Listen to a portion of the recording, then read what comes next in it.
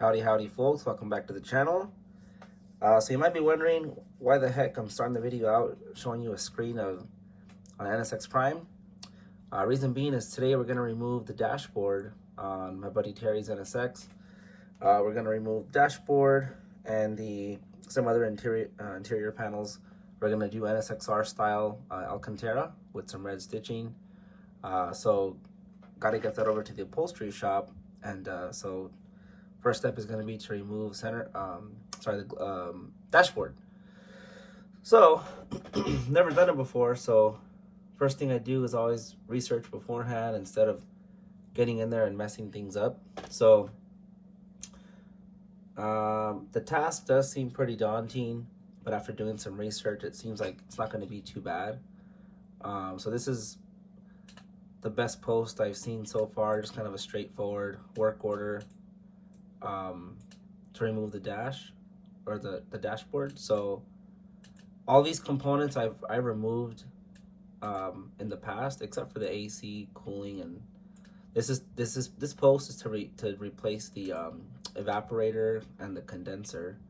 Those tend to go bad on the NSX if you don't have like any AC or you have an AC issue, and you got to pull the entire dash to get to it. So anyhow, so this guy's recommendation is remove the glove box first, then remove the clock, then remove center console, then the radio, then the climate control unit, both side vents on the both sides of the dashboard, remove the lower steering column, remove the gauge unit. We may not have to worry about this since we're not doing any servicing to the AC. Skip that probably. Probably skip that.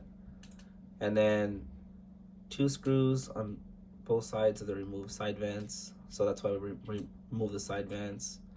2 screws that hold the dash in place between the seats. So I'm definitely gonna remove the seats. I'm actually gonna remove a lot of components today. Reason being is that I'm installing a bunch of new parts on the car. So I may, in the next couple clips in today's video, I'm gonna be removing a bunch of stuff that you may not actually need to, but I'm gonna remove it just because I need to anyways. Like for example, the steering wheel, I'm gonna be replacing that. Anyways, there's 1 screw that holds the dashboard below the radio mount, so I gotta remove that. And then so going based off this doesn't seem too bad, but then of course got to refer to the manual just to make sure. So if we follow the manual, it's going to tell us that we first need to remove the seats, which I am going to do. Some people say you don't need to, but then of course getting to the bolts right here and right here are gonna be a pain in the booty. So I'm gonna be installing some Recaro seats in the car anyways. So like I said, it just makes more sense for me to remove the seats. Then I'm gonna remove the dashboard, driver's side panel, knee bolster, okay. So center armrest. So basically everything that was discussed in this post here, thanks to Dutch Black NSX. Remove the glove box and the lid. Okay, seems easy enough. So then we'll first lower the steering column. Sure. Remove the instrument panel. Easy enough. Remove the attaching screws. Remove the side vents. And then there's 2 screws back here. Remove those. And then remove the dashboard end plate. Okay. So use protective tape on the bottom of the front pillar trim. Yeah, it was recommended to put protective tape along the A pillars on both sides and also on the e-brake handle. So I'll be putting painter's tape on all 3 of those. So both A pillars and the e-brake. Let's see. So everything looks pretty straightforward. So again, the shop manual is available for free on nsxprime.com. PDF file comes in handy. And if you're a first timer doing this stuff, you could just go up a couple pages and it'll explain in lengthy detail on how to remove all these things, like step by step. I mean, it's pretty much dummy proof, so that's why the shop manual always comes in clutch. So as you can see here, dashboard, center armrest removal and installation, and then disassemble in numbered sequence. So if we go by the numbered sequence, we will find that number 1 is going to be over here at the glove box. So removing all these panels here, and then center armrest, remove that, remove the center console, radio, center vent, clock. So yeah, and then just pretty much a bunch of bolts and components need to be removed first before you remove the dashboard. So like I said, pretty straightforward it seems, but it'll be my first time doing it, so let's see if that's the case.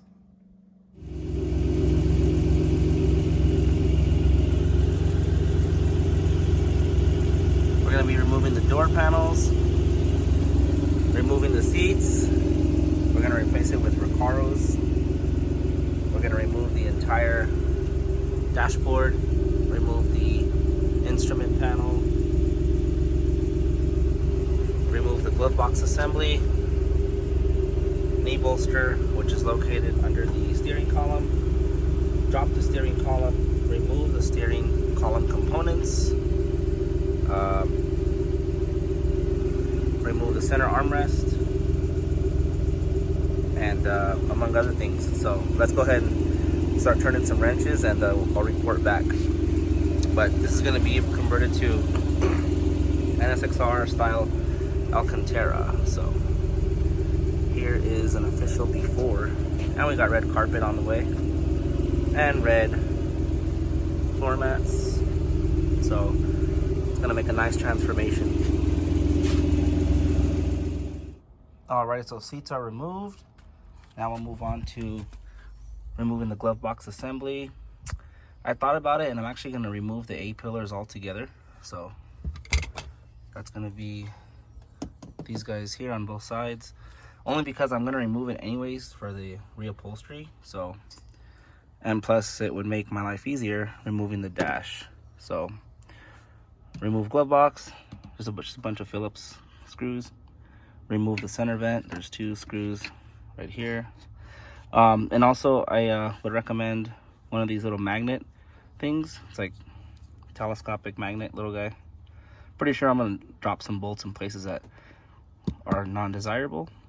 And then I have this just like, you know, interior panel removal tools, just so I don't break stuff, or try not to break stuff. We're dealing with, you know, 30-year-old plastic, so it's super brittle. So we'll do the best we can, but the good thing is we do have a lot of brand new components on hand, so I'll be careful, but if things happen, well, we'll be okay. So let's go ahead and get to the glove box. All right, so glove box is out, the side vent is out.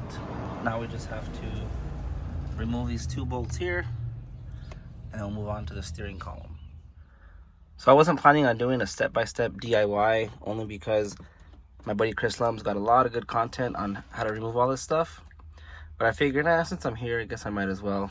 So the glove box assembly is pretty straightforward. There's a couple of self-tapping screws under here. Take those out. A couple Phillips screws holding the glove box cover on. Take that off, and then from there you can remove the glove box itself, which is this guy here, and then there's a couple more Phillips. Simple enough, super easy. And then remove the side vent and those 2 bolts that I showed in the previous clip. For the center console, I guess it's a bit more tricky if you've never done it. So you want to start with the clock first, you're gonna use your two hands and apply pressure that way and that way, and you apply pressure to hold it, and there's two clips holding it on this each side. So these ones are broken, so I gotta be careful because crap. Yeah, so these clips here tend to break. This one has a broken one here, so we'll glue that later. And then from there, you want to remove this AC vent, this top vent. So you got screw right here, screw right here. Take that off, and then you gotta disconnect the clock, little pigtail there. And then once you take that out, there's two screws right up here, one right here and another right here. So we'll go ahead and take that out, and then I'll take you guys to the next clip here in a bit. So I got those two Phillips removed up there. Now we're gonna come over here, take out the center armrest. We got a little comb for your nappy hair if you need it. Whoops. All right, hold on. All right, so we have a false bottom here. You want to get a flathead and then take it out like so. Take out that false bottom, and then there's 4 self-tapping screws there. We'll go ahead and pull those out. So I'm about to remove these 3 Phillips. Whoops. These 3 Phillips here. This middle one holds the center console on, and these 2 are going to be for the glove box. Oh, I'm sorry, the dashboard assembly. So go ahead and remove all 3 while we're at it. And this thing comes in handy. Check this out. So I didn't have an e-brake. I was like, what the heck's going on? So I figured out that this thing came apart. So this is supposed to be screwed in right here. And then when you pull the e-brake lever, it applies pressure on the cables. But somehow or another, something came loose. And so we have our handy dandy little magnet here. We're going to go ahead and go fishing for some dropped components. So we'll go ahead and get this sorted, and we'll be good. All right, so we got those 3 screws removed. Then I'm going to remove the shift knob, and then I'm going to proceed to take out this ashtray here. I'll show you guys that here in a bit. All right, simple enough. This ashtray piece just comes right out, just held on by pressure and some tabs. And then we have 2 screws in there. Just take those out. All right, so now we're about ready to take out the center console. I recommend putting the shift lever into 4th gear, just so you have more room to pull this out, e-brake up. And then I can't do this with one hand, but once I pull this off, there's some electric plugs that, let's see if I can do this here. There's a pigtail that I got to remove behind the cigarette lighter. Yeah, so I got to remove this, and then we'll be good. All right, easy enough. Pigtails have been detached, and then we will proceed to take out the radio and the CCU. So we'll do the CCU first. It's going to be 4 bolts, 2 up there and 2 in each of these lower corners. All right, then once you remove the CCU, just kick back, take a little break, and then you can send this to Brian K on the NSX Prime in case your CCU isn't working or operating properly. That would be a good time to do that. So got this removed. Now we're going to move on to the radio. It's going to be 2 Phillips screws there and 2 at the top. All right, so we got the radio removed. And then, by the way, a little correction. These 2 Phillips screws, leave them in place. You don't need to take them out. I was getting too trigger happy and just taking everything out, but these can stay in place. And then we're going to get to the 2 nuts, or the 2 bolts that hold on the dash in place. I can see why these would be a pain in the butt to get to if you still had seats installed, because they're like right under here. So this one, you have to kind of pull the carpet back and then gain access to it there. As you can see, I took this one off, and then the other side is still in. We'll go ahead and get to that on the other side. There it is right there. So I'll go ahead and get to that in a bit.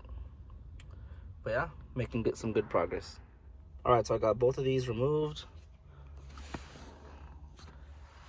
right here, and now we're gonna move on to the steering column. So I'm gonna go ahead and I'm gonna try to remove it without taking out the steering wheel. just for the video sake, see if it's easier. So I'll go ahead and drop this to its lowest position. Adjustments right here, and then this is also telescopic, so I will move this down and pull it out like that. So let's see see where this gets us. All right, so I guess we'll start at the knee bolster.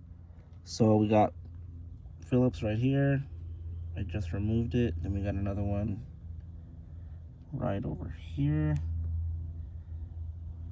somewhere, hiding. Crap, there it is. So go ahead and take those two off. All right, so this should drop down. Remove the dongles, pigtails here, stuff like that. And then we got a few more Phillips to tend to. So we'll go ahead and get to that. All right, so once all the Phillips are removed from the bottom of the knee bolster, you'll see it wants to come out, but this is gonna be the tricky part because there's some clips here that need to be removed, and also there's some on this side. But since we're dealing with really old plastic, I want to be extra careful not to break anything. So we're gonna go ahead and use our little tool here and let's see what happens. Alrighty, so here's some aftermath. I got the left one off successfully. Unfortunately, the right one, it beat me. So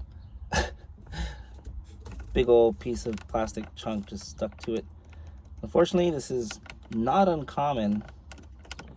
Luckily, my buddy, he knew that the bolster was already compromised. As you can see, somebody had already tried to Mickey Mouse and glue this back. This is already kind of cracked. These over time, if these are 25 years and older, just get yourself a new one. These are just, they're wear items basically. Taking them off, putting them back on to do sound systems, alarms, stuff like that. So yeah, I did what I could, but luckily we have a new one on hand. So yeah. Alrighty, so went ahead and took out the A-pillars on both sides. Great success. I managed to not break any of these thanks to this little tool here. So, and then I removed the 2 bolts, 5mm, 10mm bolts that hold this in place. So look at it, it's ready to come out. Just gotta take out the cluster and let's see what happens. All right, so I got all the Phillips screws holding in the cluster off, but I do realize that I gotta take off these Phillips screws under here. This is like a little brace underneath that ties it together some of the bottom of the dash, and this allows mounting of the knee bolster and that bottom cover there. So I'll go ahead and take this off for now. I'm gonna go ahead and remove this lower tie bar sort of deal. So I went ahead and remove that screw there, and then just take this off. Just seems like it'll make things easier for removal. Alrighty, so then once all the Phillips screws are removed from the gauge face bezel, you're gonna want to remove the TCS and the headlight retractor. These the two green connectors there, and there's 1 or 2 right here also. I think it's 2. We'll see. Alrighty, so here's for the TCS on and off. This one is for the gauge cluster itself. So we got that one off. And then, yeah, so to confirm, we do remove these 2. One is for the headlight flip-up retractor, and one is for the gauge cluster. So got those removed. Now we'll go ahead and remove the cluster. All right, so the bezel's removed. Now we can take out the cluster. Looks like it's 4 Phillips screws. 1, 2, 3, and 4 down there. Alright, so gauge cluster has been removed. I was able to lift this up a bit since we already have everything else pretty much loose. And so just pull this up to create some clearance over at the top left-hand corner, and then just sort of wiggled it out sort of in this fashion here. So yeah, I think we're ready to remove the dash to be honest. Let's see what happens. Almost got ahead of myself here. There's these grounding points that I have to remove, so we'll do that now. So this grounding piece is definitely needs to be removed, as it's part of the disassembly. Alrighty, well, I'm doing the inevitable, which is taking off the steering column pieces. My buddy bought he has some NSXR steering column pieces that I have to install anyways, so no big deal. Just gonna remove these plastic trim pieces, and then worst case, I'll take out the steering wheel if it makes things easier, because like I said in the beginning, I have to remove that anyways to install NSXR steering wheel. But yeah, we'll see how it goes. All right, so we got a couple Phillips screws to take out. We got 3 over here, and then we got 3 more right here, and then we should be able to remove these plastic pieces. Let's see. All right, so once you remove those 3 Phillips screws, there's 2 more you gotta remove. It's gonna be that black one there, and then directly on the other side, there's also another black one. All right, so then once you got those 2 last Phillips screws removed, then you gotta remove these annoying ass fucking clips here. So this right here is seated on the bottom of this piece here, and as you can see, I'm struggling to get this last one out, but it's almost coming. All right, so I should have plenty of clearance now, so let's remove the dash. Alrighty, so after referring back to the manual, I was I was so oblivious. I thought steering column pull it down was just from the adjustment here, but I was in for a rude awakening. So definitely gonna need to unbolt the steering column from underneath here. So looks like there's 4 bolts to remove. It's going to be these 2 12 millimeters right here. So those 2 are 12 mils, and then we have 2 14. We have one hiding up back there, and then we have another pesky one hiding on the opposite side right there. So we'll go ahead and take these out, drop the column as per the manual. I don't know what I was thinking. Anyhow, so yeah, this is gonna be the last step. Alrighty, so then once those 4 bolts are removed, you should be looking something like this, and then now we can probably take out the dashboard.